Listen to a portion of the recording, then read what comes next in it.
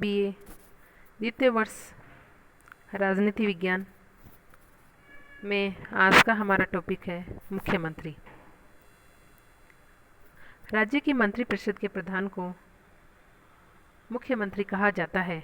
मुख्यमंत्री राज्य की कार्यपालिका का वास्तविक प्रधान होता है, अतः राज्य के प्रशासनिक ढांचे में लगभग उसे वही स्थान प्राप्त है जो केंद्र में प्रधानमंत्री को होता है।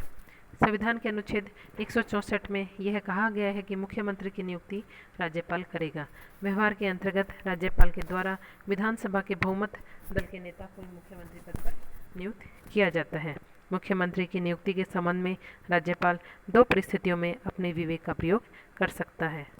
प्रथम, विधानसभा में किसी राजनीतिक दल को स्पष्ट बहुमत प्राप्त न हो और एक से अधिक पक्ष मुख्यमंत्री पद के लिए दावा कर रहे हों। दूसरा, ऐसी स्थिति जब पैदा हो जाती है जबकि विधानसभा में बहुमत दल का कोई सर्वमान्य नेता न हो। इसके पश्चात हम मुख्यमंत्री की शक्तियां और कार्यों के बारे में अध्ययन करते हैं। मंत्रिपरिषद राज्य प्रशासन की सबसे अधिक महत्वपूर्ण इकाई है और मुख्यमंत्री मंत्रिपरिषद का प्रधान है। मुख्यमंत्री की शक्तियां तथा उसके कार्यों का अध्ययन हम आज करेंगे, जिसमें पहला है मंत्रिपरिषद का निर्माण। मुख्यमंत्री का सर्वप्रथम कार्य अपनी मंत्रिपरिषद का निर्माण करना होता है। मुख्यमंत्री मंत्रियों का चयन कर सूची राज्यपाल को देता है, जिसे राज्यपाल स्वीकार कर देता है। मंत्रियों के चयन में मुख्यमंत्री बहुत कुछ सीमा तक अपने विवेक के अनुसार कार्य करता है। मंत्रियों की संख्या और उनकी विभागों के संबंध में मुख्यमंत्री ही निर्णय करता है।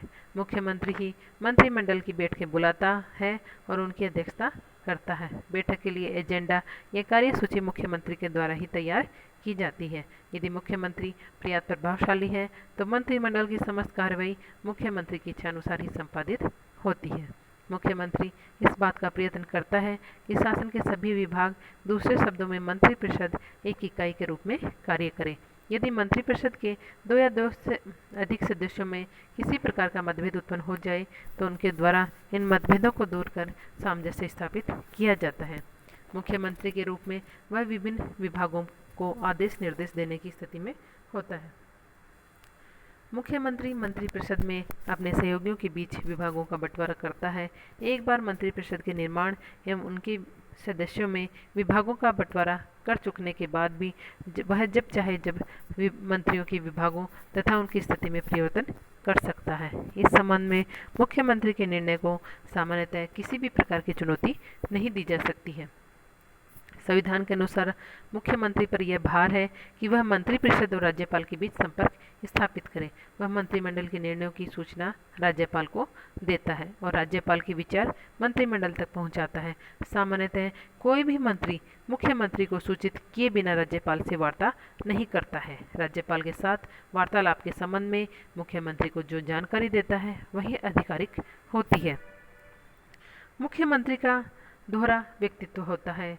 एक और तो यदि वह शासन का प्रधान है, साथ ही दूसरी ओर विधानसभा का नेता भी है।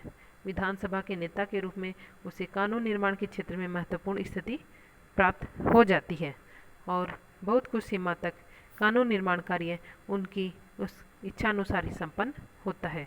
विधानसभा के नेता के रूप में वह राज्यों की विधानसभा भंग करने का परामर्श भी दे सकता है।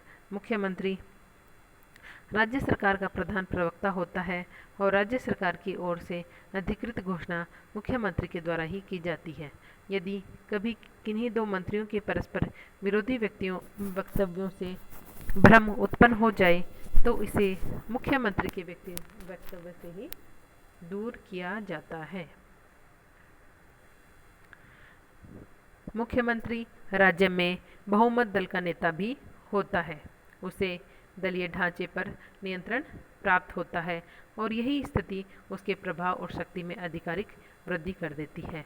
मुख्यमंत्री राज्य की शासन व्यवस्था पर सर्वोच्च और अंतिम नियंत्रण रखता है। चाहे शांति और स्थापना का प्रश्न हो, कृषि, सिंचाई, स्वास्थ्य, शिक्षा के संबंध में महत्वपूर्ण निर्णय लेना हो, चाहे कोई विकास संबंधी प्रश्न हो, ये अंतिम निर्णय मुख्यमंत्री पर ही निर्भर करता है। मुख्यमंत्री मंत्रिपरिषद के सदस्यों को उनके विभागों के संबंध में आदेश निर्देश दे सकता है।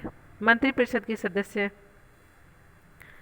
विभिन्न विभागों के प्रधान होते हैं, किंतु अंतिम रूप से किसी एक व्यक्ति को राज्य के प्रशासन की अच्छाई या बुराई के लिए उत्तरदायी ठहराया जा सकता है, तो वह निश्चित रूप से मुख्यमंत्री ही होता है। मुख्यमंत्री पद के संबंध में व्यवहार में एक बात देखने को मिलती है कि एक दलीय सरकार का जो मुख्यमंत्री होता है वह अधिक शक्तिशाली होता है, जबकि मिलीजुली सरकार का मुख्यमंत्री कम शक्तिशाली होता है। एक दलीय सरकार में भी मुख्यमंत्री की स्थिति इस बात पर निर्भर करती है कि उसे अपने राजनीतिक दल में कैसी स्थिति प्राप्त है। मुख्यमंत्री की स्थिति इस बात पर भी निर्भर करती है कि उसे केंद्रीय सरकार से किस सीमा तक समर्थन और सहयोग प्राप्त होता है। इस प्रकार मुख्यमंत्री राज्य के शासन का प्रधान है, किंतु किसी भी रूप में उसे राज्य के शासन का तानाशाह नहीं माना जा सकता। वह राज्य का सर्वाधिक लोकप्रिय जननेता है।